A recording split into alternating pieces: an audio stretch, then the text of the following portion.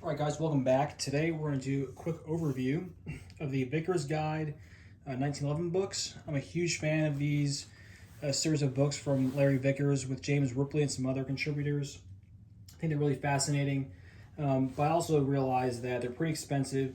People don't necessarily know like what is in the book that they're paying for. So I just kind of go through the books as they are. So the first one that came out was the classic Vickers Guide 1911. Heavy, nice book, really nice paper. And then we'll go through the table of contents here. We see they kind of started out with the custom and semi-custom 1911s here. So BCM 1911, of course, that's one of his sponsors. But Burton, nice custom gun, a Novak custom, a lot of really nice custom and semi-custom pistols that were prevalent throughout the past, we'll call it 50, 60 years. And then he kind of wrapped up the first Vickers Guide with the military and law enforcement guns. So let's just go through, show some examples here. Really nice detailed photos, kind of showing some of the fitting. This is a Garth White custom, very nice detailed shot there. Really just beautiful pistols. They're enjoyable to look at. I also find them to be really nice for kind of building some inspiration as to what you want in a custom gun and kind of seeing like the art of the possible, if you will. Very short little blurbs when there is writing, but they are full of good information here. So again, art of the possible, right? So this is a really nice one, the Swenson tribute. The French border, that kind of cut that shows the line between the polished flat and the stippled top of the slide, right? If you're not exposed to custom guns all the time, you wouldn't necessarily think of that as something that you might want, but you see it in this book and you're like, yeah, I would love that. I think that's a really nice look. I think that's a really neat thing that I would want. I'll cut to the end here, show some more military stuff here, some duty pistols. We got Centennial Remake from Wilson, really nice looking pistol here. Let's see what else we got here. A Delta 1911, so here's an interesting one. This is from OTC, right? U.S. Property Mark pistol. And we see it's a very kind of simple 1911 from OTC. No magwell, just straight checkered stocks. We see some checkering on the front strap, so that's probably hand done, right? Not machine done. And we see some good sights, right? Installed to replace the standard GI ones. We see it as a national match pistol. So it started out with a very accurate 1911 to begin with. And Larry explains a little bit about his history with it, what was installed. And if I recall correctly, right, the next one is the Springfield Custom Delta 1911 that was built off of Caspian parts. So if you've seen my 1911s, right, there's probably some features that these guys hold in common. So really good overview, right, all the way through to the MARSOC guns from Springfield that were made by PWS.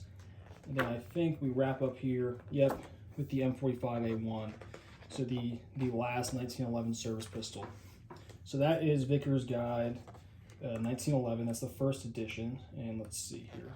We got at the very end, 355 pages.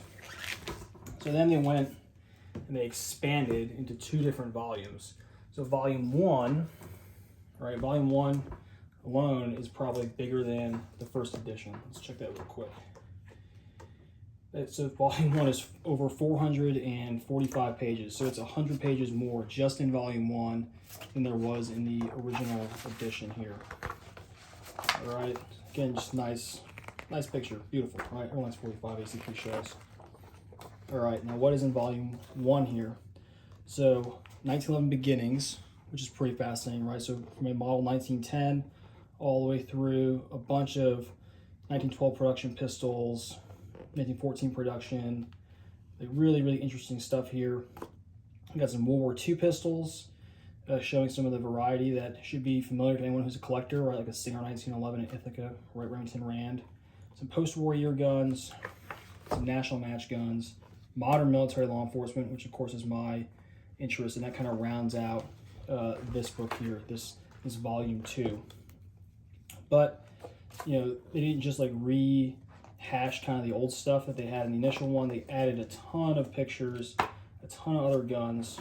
So let's cut to the end here. We'll kind of see what I'm talking about here. So, this one here is a great example, right? This Delta two-tone, this section, right? This pistol was not in the first book, and this level of detail, right, just as far as quantity and quality of text, was not in the first edition either. We see a lot of these really, really nice focused shots showing exactly like what went into these guns. So that is volume 1, right, all 450 pages of it. And then volume 2, let's see how many pages are in this guy. So this is 403. So you have almost 850 pages of 1911 in volume 1 and volume 2. So let's go to the table of contents for volume 2. All right, and we'll see volume 2 is basically custom pistols and then semi-custom and commercial. So if you just like the Duty 1911, just the service pistols, you want to get volume 1. That's the book you want. If you just enjoy custom 1911s, if you like seeing what's out there, you like things like this, beautiful Swenson out of Ken Hackathorn's collection, you want volume 2.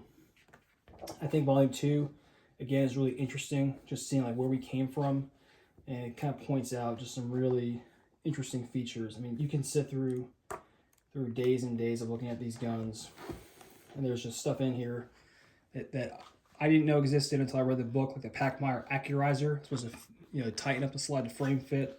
I never knew about that, and I wouldn't have known about it unless I'd read the book. I've never seen something like this, right? This hard chrome custom gun, had I not gotten a hold of this book. Really neat stuff. This right here, this nice Liebenberg custom gun with a comp, right? Comped 1911s or 2011s is not anything new, right? We see it right here in this book. It's been around for a while. We got a nice gun with a external extractor even, right? So people were always trying to do new things with the 1911. There's really just some fascinating stuff in these books. I could go through this all day. So, guys, if you like the service pistols, snag volume 1. If you like custom guns, snag volume 2. If you just love 1911s, get all 3. Guys, if you like this content, let me know, please. I have almost all the Vickers Guide books, so I can definitely talk you through some of them. And I got some other books as well that I think you might find interesting. They're a little bit off the beaten path. Alrighty, thanks, guys.